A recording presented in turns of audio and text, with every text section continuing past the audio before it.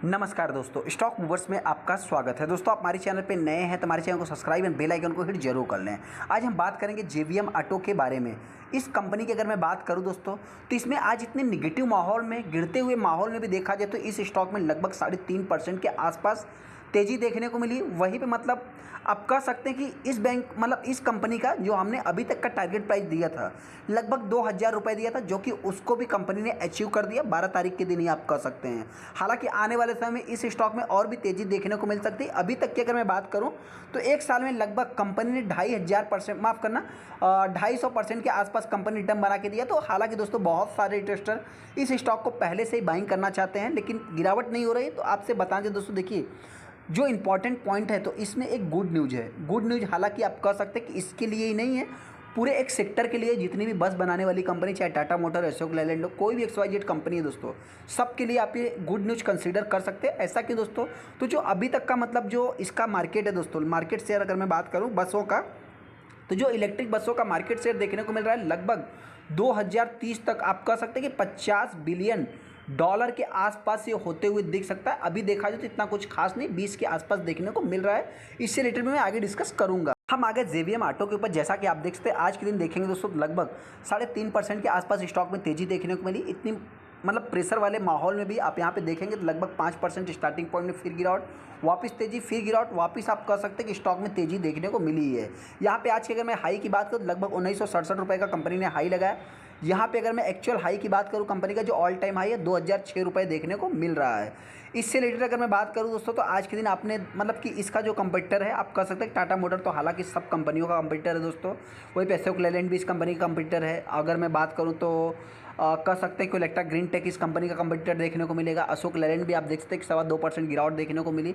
मतलब इस कंपनी की अगर मैं बात करूँ तो आज के दिन तेज़ी देखने को मिली है। वहीं पर अगर मैं 5 दिन की बात करूँ तो 1% कंपनी डाउन है। यहाँ पे अगर एक साल में देखेंगे तो लगभग 250% के आसपास कंपनी रिटर्न बना के दिया। और 5 साल की अगर मैं बात करूँ तो आप कह सकते हैं लगभग 1600% का रिटर्न है। तो सबसे पॉजिटिव सीन दोस्तों, इस चीज़ को आप चाहे तो थोड़ा सा नोट करके आगे चल सकते हैं। हालांकि दोस्तों, कंपनी बहुत ही छोटी है, इसको बड़ा बनने में बहुत ही टाइम लगेगा। उसके बीच में बहुत सारे कंपटीशन देखने को मिलेंगे, बहुत सारे स्ट्रगलिंग पॉइंट आएंगे। तो इन सभी चीज़ों को भी आपको नोट करना है। ऐसा नहीं कि आप तेज़ी देख करके बाइंग कर रहे हैं तो जो है कि मतलब आने वाले समय में देखा जाए तो आप स्ट्रगल भी कर सकते हैं।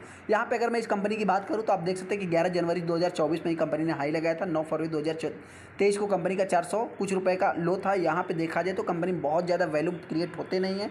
जितना भी हुआ है 36% 40% के आसपास माल डिलीवरी में उठाया गया है। हम उस न्यूज़ के ऊपर भी आएंगे, लेकिन हाँ, थोड़ा सा जेवीएम ऑटो के बारे में जान लेते हैं। बहुत सारे इन्वेस्टर नए होंगे दोस्तों, ये कंपनी करती क्या है। तो इस कंपनी का जो भी वर्क है दोस्तों, सीट मेटल कंपोनेंट से रिलेटेड काम करती है, टूल से रिलेटेड काम करती है, डाई से रिलेटेड, मॉडल से रिलेटेड एंड बस इंक्लूडेड, सेल्स एंड स्पेयर से रिलेटेड, स्पेयर पार्ट से रिलेटेड और मेंटेनेंस कॉन्ट्रैक्ट का भी ये कंपनी वर्क करती है। इंपॉर्टेंट पॉइंट, इस चीज़ को आप चाहे तो थोड़ा सा नोट कर सकते हैं कि जब तक आपका गारंटी वारंटी में रहेगा दोस्तों, चलिए ठीक है, तब तक तो आप वहाँ पे सर्विस या जो भी है करा लेंगे दोस्तों। लेकिन हाँ, आने वाले समय जब भी आपका मतलब जो भी मेंटेनेंस या XYZ दोस्तों, जब वारंटी गारंटी ख़त्म हो जाएगा, उसके बाद तो इस कंपनी की आपको ज़रूरत पड़ेगी। तो ये भी चाहे तो आप थोड़ा सा पॉइंट नोट कर सकते हैं। फॉर बसेस के लिए दोस्तों इस कंपनी का मेन इंपॉर्टेंस देखा जाता है। ये कंपनी एक small cap mid cap type की कंपनी देखने को मिलती है, तो रिस्क उसी पॉइंट से रहेगा। यहाँ पे इस कंपनी के पी की बात करें तो हालांकि इलेक्ट्रा ग्रीन टेक हो चाहे जेवीएम ऑटो, दोनों के पी आपको सिमिलर देखने को मिलेंगे। हाँ, ROC देखा जाए तो बहुत ही ज़्यादा ऑटो सेक्टर के अगर ROC देखेंगे तो इतना कुछ खास आपको देखने को मिलेगा नहीं। वहीं पर अगर मैं प्रमोटर की होल्डिंग्स की बात करूँ तो 67% का मतलब स्टेक प्रमोटर के पास है। यहाँ पे इंपॉर्टेंट पॉइंट दोस्तों, इस कंपनी के लिए जो सबसे बड़ा रिस्की पॉइंट है क्या है, डेट टू इक्विटी रेशियो 2 के आसपास है। आपको बताया कितना जाता है, 1 का। इस पॉइंट को भी आप चाहे तो नोट कर सकते हैं। ऐसे में दोस्तों देखिए, जो भी इस स्टॉक में तेजी देखने को मिल रही है, प्रीमियम पे कंपनी अवेलेबल है, तो ये फ्यूचर की बात है। हालांकि डेट टू इक्विटी रेशियो की अगर मैं बात करूं तो छोटी छोटी कंपनियों को दोस्तों मतलब क्या, सर्वाइव करने के लिए पैसों की बहुत ज़्यादा रिक्वायरमेंट होती है। रिसेंट में हमने देखा था 5,000 10,000 बसों का बहुत ज़्यादा गवर्नमेंट की तरफ से ऑर्डर्स भी मिलते रहे थे। तो इस पॉइंट से देखा है तो अभी तक जो कंपनी का सेल्स देखने को मिल रहा है बढ़ते हुए दिख रहा है। लॉन्ग टाइम में 3 सालों में देखेंगे तो प्रॉफिट ग्रोथ अभी का जो है कि मतलब अपने को माइनस देखने को मिल रहा है, लेकिन इसके पहले की बात करें लॉन्ग टाइम में 22% के आसपास देखने को मिल रहा है। CGR के बारे में हमको कुछ बताने की जरूरत ही नहीं है, रिटर्न इक्विटी कंपनी का अच्छा ही है। यहाँ पे कंपनी के डेट दोस्तों बढ़ते ही जा रहे हैं, नो डाउट। लेकिन हाँ, कंपनी के अगर मैं सेल्स की बात करूं तो सबसे पहले अगर आप देखेंगे तो सेल्स भी कंपनी के ख़राब नहीं है। यहाँ पे आप देख भी सकते हैं कि लॉन्ग टाइम में दोस्तों कंपनी के सेल्स भी ठीक ठाक ही हैं। हाँ, 80 टाइम में थोड़ा सा अपने को हो सकता है कि आने वाले समय स्ट्रगल भी हो सकता है। प्रमोटर के पास 67% का स्टेक देखने को मिलता है। एफआईज ने दोस्तों बाइंग किया है। डीआईएस के पास दोस्तों न के बराबर स्टेक है। इस पॉइंट को भी आप चाहे तो नोट कर सकते हैं। मतलब जो रिटेस्टर एकदम टॉप पे इस स्टॉक को बाइंग करना चाहते हैं या कुछ कम समय के लिए बाइंग करना चाहते हैं तो इन सभी पॉइंट को भी आप चाहे तो नोट कर सकते हैं। यहाँ पे देखा जाए तो पब्लिक ने सेलिंग किया है। सबसे पहले हम उस रिसर्च को पता कर लेते हैं दोस्तों, जो न्यूज़ है दोस्तों उसको हम पता कर लेते हैं। यहाँ पे अगर आप देखेंगे तो इलेक्ट्रिक बस मार्केट की अगर मैं बात करूँ, सबसे पहले साइज आप देखेंगे इलेक्ट्रिक बस मार्केट का जो साइज अभी देखने हुए, शेयर ग्रोथ की बात करें, फोरकास्ट की बात करें तो यहाँ पे अगर आप देखेंगे तो एक मतलब चार्ट में आपको देखने को मिल जाएगा। अभी क्या है 20.31 बिलियन के आसपास देखने को मिल रहा है। इन 2022 की बात हो रही है। 2030 तक दोस्तों ये मतलब लगभग 12% के आसपास सीजीआर से जो है कि ग्रो हो करके लगभग 50 बिलियन के आसपास जाता हुआ दिख सकता है। ये जो है कि मतलब पूरे वर्ल्ड की भी अगर आप बात करेंगे दोस्तों तो थोड़ा सा आप इसको कंपेयर भी कर सकते हैं। यहाँ पे आप चार्ट के माध्यम से भी देख सकते हैं कि अभी मतलब 2022 में कहाँ पे है, यहाँ पे है। उसके बाद 23 में देखा जाए थोड़ा सा आपको बढ़ते हुए दिख रहा है। मतलब ये क्या है कि हर साल जो है कि 11-12% से बढ़ जाएगा, तो जो कि आने वाले समय में ये ऊपर ही जाता हुआ दिखेगा। यहाँ पे आप देखेंगे तो ग्लोबल बस मार्केट साइज भी आप देख सकते हैं कि यही आपको देखने को मिल जाएगा। कहाँ पे है दोस्तों, ये जो है कि जिलियन मार्केट रिसर्च की बात करें तो यहाँ पे आपको देखने को मिल जाएगा। हालांकि दोस्तों आपसे बता देखिए ये न्यूज़ बहुत बड़ा है तो यहाँ पे कुछ की इनसाइट्स भी होगा। मतलब क्या है कि इसमें कुछ प्लस भी देखने को मिलेंगे, कुछ माइनस भी देखने को मिलेंगे। बहुत बड़ी बात है दोस्तों, कोई छोटी मोटी चीज़ नहीं। जैसा कि अगर आप यहाँ पे देखेंगे लगभग अभी यूएसडी की बात करें तो यहाँ मतलब वही सारा न्यूज़ बताया जा रहा है कि अभी 20 बिलियन के आसपास देखने को मिल रहा है। आने वाले समय 50 हो जाएगा। जो कि यहाँ पे बहुत सारे बसेस की बात करें, जो बहुत बड़ी बड़ी कंपनियाँ हैं दोस्तों, वो सारी इंक्लूडेड है यहाँ। मतलब आप देख भी सकते हैं कि सारा आपको देखने को मिल जाएगा।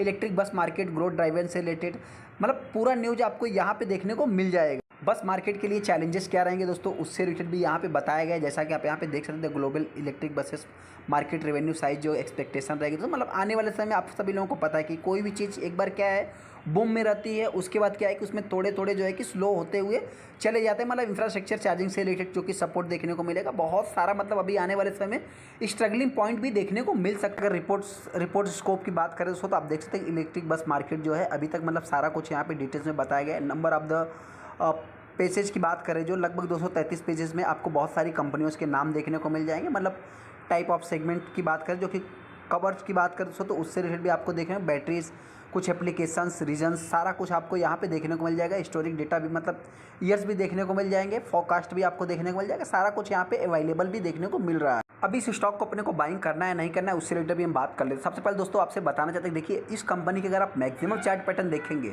तो पहले ये कंपनी नहीं चल रही थी, अभी देखा जाए तो 33-34 हज़ार % के आसपास रिटर्न निकल के आ रहा है। मतलब कहने का अर्थ क्या है दोस्तों कि देखिए एक इंपॉर्टेंट पॉइंट इसको भी आप मतलब क्या है कि इग्नोर नहीं कर सकते कि ऐसा नहीं कि इस कंपनी में तेज़ी पहले नहीं आता था, पहले भी इस कंपनी में तेज़ी आता था। पहले देखेंगे दोस्तों तो कुछ लंबा चार्ट है, यहाँ पे तेज़ी आने के बाद फिर गिरावट, वापस तेज़ी आने के बाद कोविड ने एंट्री ली, वापस तेज़ी आई फिर गिरावट। मतलब कहने का अर्थ क्या है यहाँ पे भी अगर आप देखेंगे तो छोटी सी गिरावट सही लेकिन गिरावट देखने को मिली है।